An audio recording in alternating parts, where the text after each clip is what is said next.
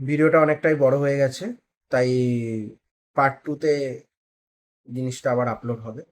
আর আশা করি আপনারা পার্ট টুটা দেখবেন। এখন মধ্যে 10টা পয়েন্ট হয়েছে, ঠিক আছে? 10টা পয়েন্টে 10 নম্বর পয়েন্টটা আমি আরেকবার বলে দিই। সেটা 10 নম্বর পয়েন্টটা হলো গিয়ে যে অফিস আওয়ার্সের বাইরে কাজ করলেই সেটা আপনার ডিউটি হয়ে যাবে। এরপর উইকেন্ড, হলিডে, রাত 11টায় মেসেজ সব কিছুর আশা করবে, ঠিক আছে? তাই অফিস আওয়ার্সের বাইরে কোনো কমিউনিকেশন, কোনো মেসেজ, কল কিচ্ছু রিপ্লাই নয়, কিচ্ছু কল রিসিভ নয়, কিচ্ছু নয়। অফিস আওয়ার্সের মধ্যে যতই এমার্জেন্সি থাক, অফিস আওয়ার্সের বাইরে কোনো কমিউনিকেশন নয়। It's your rules. এটা ল অ্যান্ড অর্ডারেও এটা দেওয়া থাকে। অফিস আওয়ার্সের বাইরে আপনাদের কোনো কোম্পানি কোনো রকম কমিউনিকেশন করতে পারে না, অ্যাজ পার আইন, as per rules and law and order. এটা আপনার মেন্টাল ওয়েলবিং এর জন্য। That's it. এইবার আসি 11 নম্বর পয়েন্টে। যত বেশি এফিশিয়েন্ট হবেন, তত বেশি কাজ আপনার ঘাড়ে চাপানো হবে। মানে কেউ করলো না, তুই তো পারিস, তুই তো করে দে ভাই। আচ্ছা, দাদা তুমি তো করে দাও। ভাই তুমি তো করে দাও। হ্যাঁ, তুমি তো পারো, তুমি তো এই জিনিসগুলো এক্সপার্ট, তুমি তো করে দাও, তোমার কাছে এই জিনিসগুলো জল ভাত। একদমই সেটা হতো বলিকা বাঁকড়া, একদম হবেন না। আপনি ওখানে ততটাই কাজ করুন যতটা স্যালারি পান। বেশি কাজ দেখানোর দরকার নেই, বেশি কাজ বোঝারও দরকার নেই, বেশি আপনাকে ওখানে ভালো সাজারও প্রয়োজন নেই। কারণ আপনাকে রিপ্লেসমেন্ট করার জন্য অলরেডি রয়েছে। কিন্তু আপনি রিপ্লেসমেন্ট হয়ে গেলে আপনার পরিবারটা কথা একবার ভাবুন। তো অতিরিক্ত স্ট্রেস নিয়ে লাইফটাকে বরবাদ করবেন না। তো হয়ে গেল এটা।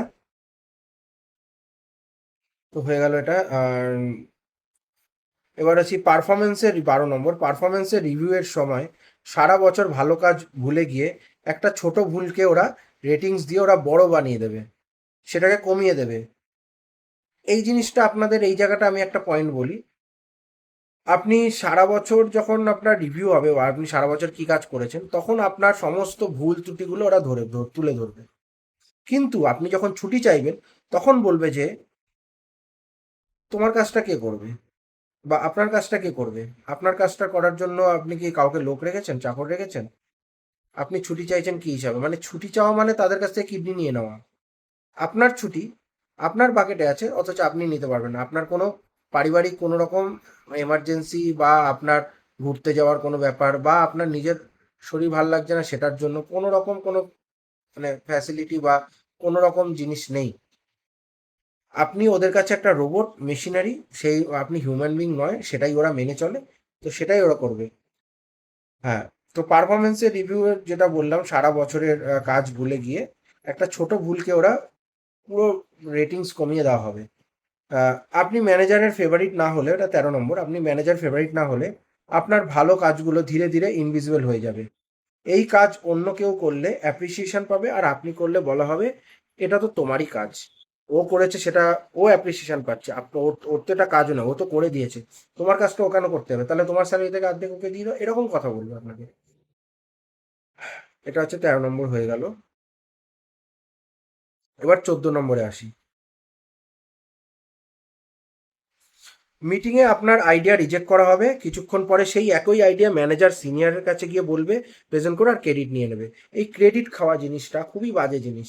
মানে আপনি রিসার্চ করবেন, আপনি নিজের মাথার ঘাম পায়ে ফেলে আপনি একটা প্রজেক্ট তৈরি করবেন, আপনি একটা বুদ্ধি দিয়ে আপনি কোম্পানির কোথায় মানে ইনকাম হবে সেই চেষ্টা করবেন। কিন্তু লাস্টে কি হবে? আপনাকে প্রথমে রিজেক্ট করবে, তারপরে ওই বুদ্ধিটাই, ওই আইডিয়াটাই যে সিনিয়র রয়েছে তার কাছে বিষয়টা বলা হবে, বলা হয়ে তারা বলবে যে এটা তো পুরোপুরি আমার ক্রেডিট, অথচ এটা আপনি করেছেন। ঠিক আছে? এইভাবে আপনার ক্রেডিটগুলো খেয়ে নেয় এরা। হ্যাঁ। আহ, তারপরে হচ্ছে গিয়ে হুম, ক্রেডিট আপনার থাকবে না। এবার হচ্ছে 15 নম্বর। সবাই সবাইয়ের সামনে অপমান করা হবে, কিন্তু ভালো কাজের জন্য পাবলিকলি অ্যাপ্রিসিয়েশন কিচ্ছুই দেওয়া হবে না, মানে ওয়াল অফ ফেম বা এইসব জায়গায় আপনার কোনো নাম কিছুই আসবে না।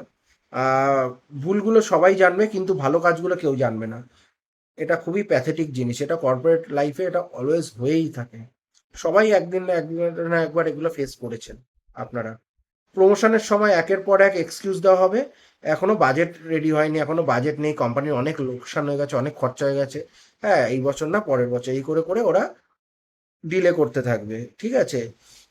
নেক্সট সাইকেলে কখনো লিডারশিপ যদি আপনার স্কিল কম হয়, হ্যাঁ, কিন্তু প্রমোশনে আর আসবে না। আচ্ছা, এবার 17 নম্বর, এমন ডেডলাইন দেওয়া হবে যেটা আপনি ভাঙবেন, মেনটেন করতে পারবেন না, যেটা আপনার দ্বারা সম্ভব নয়, আপনি কেন কোনো হিউম্যানের দ্বারা সম্ভব নয়, এবং সেটা ওরা জানে যে আপনি ভাঙবেন। ভাঙার পরে এবার ওদের কাছে একটা অপশন থাকবে, তারপর ডেডলাইন মিস হলেই বলবে যে আপনার টাইম ম্যানেজমেন্ট খারাপ, বা আপনি এই কোম্পানির জন্য সুটেবল না, আপনি আসতে পারেন বা আপনি রেজিগনেশন দিয়ে দিতে পারেন। 18 নম্বর, কাজ না শিখেই দায়িত্ব দিয়ে দেওয়া হবে, ভুল হলে বলা হবে এটা তো কমন সেন্স, এটা তুমি জানো না, এটা আপনি জানেন না, এটা তো কমন, যেটা সবাই জানে, আপনার থেকে বয়সে ছোট সেও জানে, আপনি জানেন না, এইভাবে ইনসাল্ট করা হবে। ঠিক আছে, এবার হচ্ছে গিয়ে এবার হচ্ছে গিয়ে আমি পড়বো 19 নাম্বার। 19 নম্বরে লেখা রয়েছে, অফিসের গসিপের টার্গেট হয়ে যাবেন, আর সঙ্গে কথা বলবেন, কার সঙ্গে কথা বলছেন, ম্যানেজারের রুমে রুমে কতক্ষণ গেছেন, কি বলছেন, কি গেলেন, কি খেলেন, কি পড়লেন, কি হাসলেন, কখন বেরোলেন অফিস থেকে, এই সব কিছু নিয়েই গল্প তৈরি হবে, মানে আপনি একটা হট টপিক হয়ে যাবেন অফিসের মধ্যে, আপনাকে নিয়ে গসিপ তৈরি হবে। তারপরে হচ্ছে গিয়ে অফিসে গসিপের টার্গেট হয়ে যাবেন, এটা বললাম। আচ্ছা, 20 নম্বর, পার্সোনাল লাইফ নিয়ে অপ্রয়োজনীয় প্রশ্ন করা হবে, বিয়ে কবে, রিলেশনশিপ ব্রেকআপ হয়ে গেছে, কার সাথে কি চলছে, অফিসে কারোর সাথে চলছে নাকি, অফিসে কারোর সাথে মানে ওরা নিজেরাই বানিয়ে দেবে যে আপনার অফিসে কারোর সাথে চলছে, সেই নিয়ে একটা অফিসের মধ্যে একটা, কি বলবো, একটা কন্ট্রোভার্সি হবে। ঠিক আছে, বিয়ে কবে, রিলেশনশিপ আছে কিনা, বাচ্চা কবে হবে, ফিউচার প্ল্যান কি, এই সবগুলো থেকে দূরে থাকবেন। অফিসে গেছেন, কাজ করবেন, আর আপনার অফিস আওয়ার শেষ, চুপচাপ বেরিয়ে আসবেন, কোনো রকম ইন্টারাকশন করার দরকার নেই। যতক্ষণ দরকার, যতটুকু দরকার ততটুকু কথা বলবেন, যতটুকু আপনার কাজের রিলেটেড ততটুকু কথা বলবেন। Be professional, be professional. Family বানাবেন না, কর্পোরেট সেক্টর ফ্যামিলি হয় না। হতে পারে অনেকেই কর্পোরেট সেক্টরে খুব ভালো বন্ধু পেয়েছে অথবা জীবনসঙ্গী পেয়েছে, কিন্তু সবার জন্য নয়। গোল্ডেন রুলস হচ্ছে, কর্পোরেট কাজের জায়গায় কাজ করবে, কাজ করে লগ ইন আওয়ার শেষ, চুপচাপ বেরিয়ে চলে আসবে, কোনো রকম ইনভলভমেন্ট দরকার নেই। That's it. পার্ট 3-তে আরও বাকি জিনিসগুলো বলবো, ততক্ষণের জন্য আপনার ভালো থাকুন, সুস্থ থাকুন। ভিডিওটাতে ভালো লাগলে অবশ্যই শেয়ার করবেন। ধন্যবাদ।